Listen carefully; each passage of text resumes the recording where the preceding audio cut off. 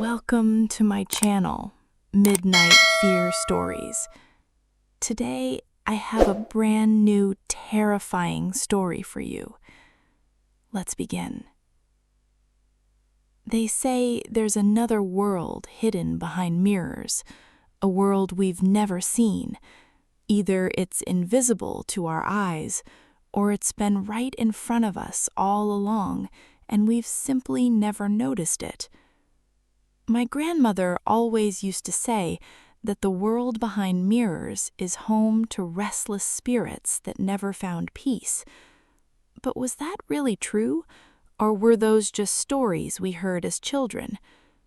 Whenever my grandmother told me, never sleep in front of an uncovered mirror at night, if someone from behind the mirror sees you, they'll either possess you or take you back to their world, I used to be terrified. But as I grew older, I convinced myself it was nothing more than old myths meant to scare children.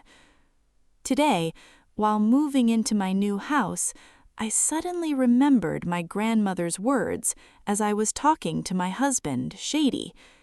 I asked him, "Don't you feel like something's missing in this house?" He replied, "What's missing?" "The mirror. It's a brand new house, and there's not a single mirror. I want a stylish one. I heard about a place that makes amazing mirrors. Let's go." Laughing, he said, "Of course, my queen, whatever you wish." We went there, and the place was filled with beautiful antiques and elegant classic mirrors. I wandered through many shops, but none of the mirrors were what I had in mind. Then suddenly, an old woman appeared in front of me. "Looking for a mirror, my dear? Come with me. I have one you'll fall in love with at first sight." Without thinking, Shady and I followed her to her shop. The place felt strange. The lights were dim, and the heavy smell of incense filled the air. I whispered to Shady, "Don't you think this place is a little creepy?" The woman quickly answered, "I just lit some incense, but look, this is your mirror, beautiful, just like you." I looked at it. It was absolutely stunning. "This is exactly the one I wanted," I said. She stared at me with a strange look and replied, "I know. I've been saving this mirror specially for you." Confused, I asked, "Why? We've never met before." She smiled. "We don't have to know each other for me to know everything." She kept staring at me. "Happiness is coming to your home." Then she glanced at my stomach. "There's a little soul growing inside you." She began telling me about her daughter who had been pregnant but died before giving birth. Fear crept into my heart. I turned to Shady and whispered, "Let's leave." But the old woman pleaded with me, "This is my first sale today." Eventually, I gave in and bought the mirror.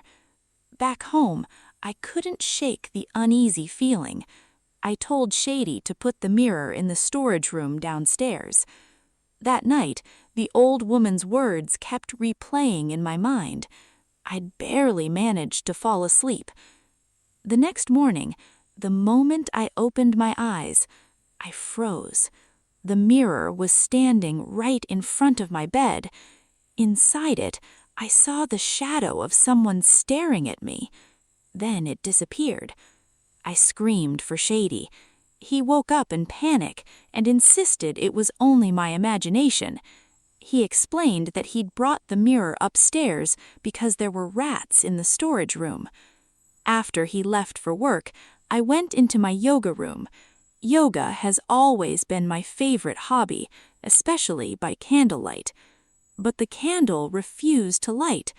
Then suddenly, flames erupted across the entire bookcase beside me. Luckily, there was water nearby, and I managed to put out the fire. Then, I heard the sound of a child running through the room. I opened the door. A child's shadow raced past me and disappeared into the mirror. I walked towards it. The moment my fingers touched a strange symbol engraved on it, a violent electric shock surged through my body. I was thrown backwards onto the bed. That night, Shady called to tell me he wouldn't be able to come home. I was alone.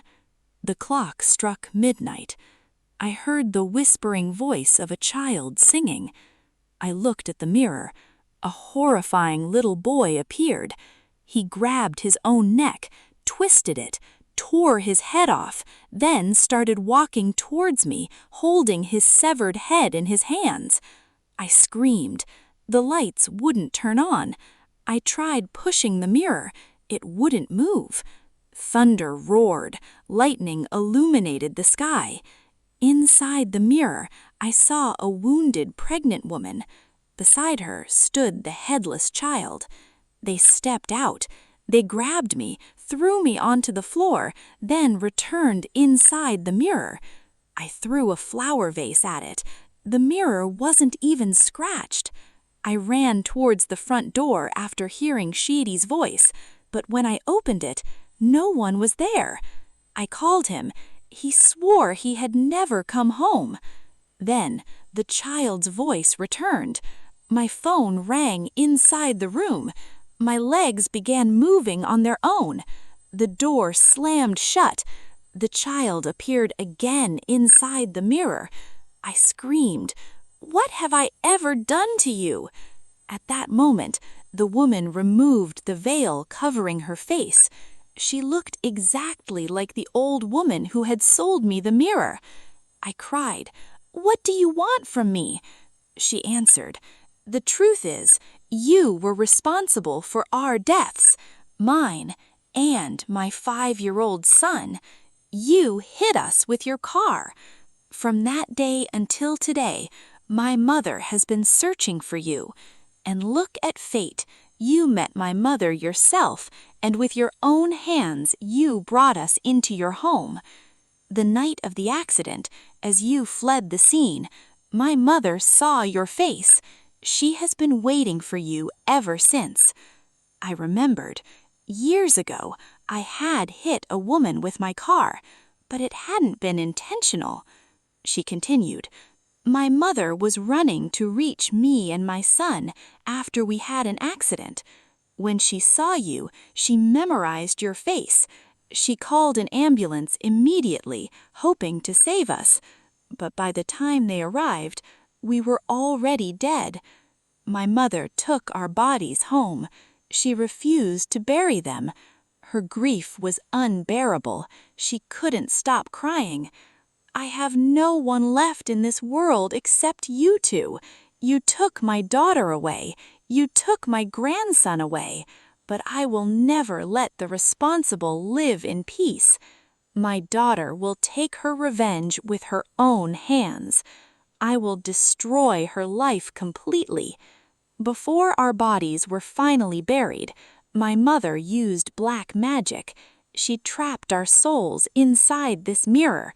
She drew your face with her own hands on a piece of paper, performed dark rituals, and summoned you. You didn't come to that mirror shop by your own choice. Everything that happened was planned by a grieving mother. Now you understand everything, don't you? You killed my son, so today the child growing inside your womb will come with us." I screamed, I cried, I begged. "I'm sorry, please forgive me. I'm begging you, please forgive me." The moment I said those words, a horrifying scream erupted behind the mirror. The woman and the child screamed together. The sound was so powerful, every window in the room shattered into countless pieces. The scream became so loud, so terrifying, that I couldn't endure it. Blood began pouring from my ears. I collapsed to the floor, unable to move. At that exact moment, the mirror exploded with a deafening crash. A few moments later, as the final screams faded away, everything fell silent. The room became completely still. My soul left my body and became trapped inside the mirror. Thank you for watching. If you enjoyed this horror story, don't forget to like, subscribe, and turn on notifications so you never miss a new nightmare. I'll see you again in a new video.